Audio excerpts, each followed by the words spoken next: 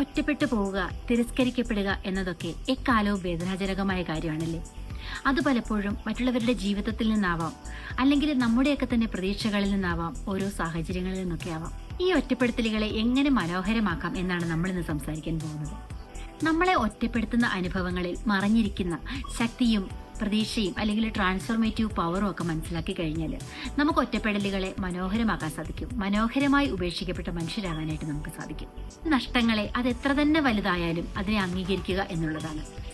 ഒറ്റപ്പെട്ടു പോയി എന്നതിന് പകരം അതിനെ ഒരു ലൈഫ് മേക്കിംഗ് സ്പേസ് ആയിട്ട് കൊണ്ടുവരാനായിട്ട് നമുക്ക് സാധിക്കണം. നമുക്കറിയാം, ഒരിക്കൽ ഒറ്റപ്പെട്ടു പോയ അല്ലെങ്കിൽ ഉപേക്ഷിക്കപ്പെട്ടു പോയ പലരും ലൈഫിൽ കുറേ നാളുകൾക്ക് ശേഷം തിരിഞ്ഞു നോക്കുമ്പോൾ അവർ തന്നെ പറയാറുണ്ട്, അന്ന് ഞാൻ ഒറ്റപ്പെട്ടില്ലായിരുന്നുവെങ്കിൽ എനിക്ക് ഇന്ന് ഞാനാവാൻ സാധിക്കില്ലായിരുന്നു എന്നുള്ളത്. അവിടെയാണ് ഒറ്റപ്പെടലിനെ ഒരു ലൈഫ് മേക്കിംഗ് സ്പേസ് ആയിട്ട് നമുക്ക് കാണാൻ സാധിക്കുക. ഏകാന്തതയെ ഭയക്കുന്നതിന് പകരം സ്വയം ഒന്ന് റീകണക്ട് ചെയ്ത് നോക്കൂ. നിശബ്ദതയിൽ എങ്ങനെയാണ് സന്തോഷം കണ്ടെത്താൻ ശ്രമിക്കുന്നത്? പെയിന്റിങ്ങിലൂടെ അല്ലെങ്കിൽ റൈറ്റിങ്ങിലൂടെ നമ്മളെ സ്വയം സന്തോഷിപ്പിക്കാൻ ഉതകുന്ന എന്തും നമുക്ക് ഒറ്റപ്പെടലിൽ നിന്നുള്ള ഒരു ആശ്വാസമായിട്ട് കാണാൻ സാധിക്കും. പ്രധാനപ്പെട്ട ഒരു കാര്യമാണ് പ്രതീക്ഷകളില്ലാതെ സ്നേഹിക്കാൻ പഠിക്കുക എന്നുള്ളത്. നഷ്ടപ്പെടുമോ എന്ന ഭയമില്ലാതെ സ്നേഹവും ദയയുമെല്ലാം നമുക്ക് വളരെ ഫ്രീ ആയിട്ട് കൊടുക്കാനായിട്ട് സാധിക്കണം.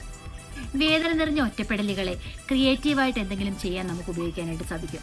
അതായത് ആർട്ട് ഫോംസ് ചെയ്യാൻ സാധിക്കും, പെയിന്റിങ്സ് നമുക്ക് ചെയ്യാൻ സാധിക്കും. ഒരുപാട് ഗ്രേറ്റ് പോയിറ്റ്സ്, ചിന്തകന്മാര് അല്ലെങ്കിൽ മോട്ടിവേറ്റേഴ്സ്, ഇവരെല്ലാവരും ഒരിക്കൽ ഒറ്റപ്പെട്ടു പോയിടത്തു നിന്നും പുതിയൊരു ലൈഫ് മേക്കിംഗ് സ്പേസ് കണ്ടെത്തിയവരാണ്. ഒന്നും എക്കാലവും നമ്മുടെ സ്വന്തമായി നിലനിൽക്കുന്നില്ല എന്നുള്ള ഒരു സത്യം നമ്മൾ മനസ്സിലാക്കുക. ഒറ്റപ്പെടുക എന്നത് അവസാനമല്ല, പുതിയ വളർച്ചയുടെ തുടക്കമാണ്. ശരിക്കും ഗ്രാറ്റിറ്റ്യൂഡ് പ്രാക്ടീസ് ചെയ്യുന്നതിലൂടെ നമ്മുടെ ചുറ്റുമുള്ള എല്ലാറ്റിനോടും അല്ലെങ്കിൽ ഒരിക്കൽ നമുക്ക് സന്തോഷം നൽകിയ പലതിനോടും നന്ദിയുള്ളവരായിരിക്കുക എന്നുള്ളത് ഒറ്റപ്പെടലിനെ തടുക്കാൻ പറ്റിയ നല്ലൊരു മാർഗമാണ്. ഒറ്റപ്പെടലിനെ ഒരു ശാപമായി കാണാതെ വിവേകത്തോടെ വീക്ഷിക്കുകയാണെങ്കിൽ അത് സെൽഫ് ഡിസ്കവറിയിലേക്കുള്ള ഒരു വഴി തന്നെ നമുക്ക് തുറന്നു തരും. You are not lost, you are being guided.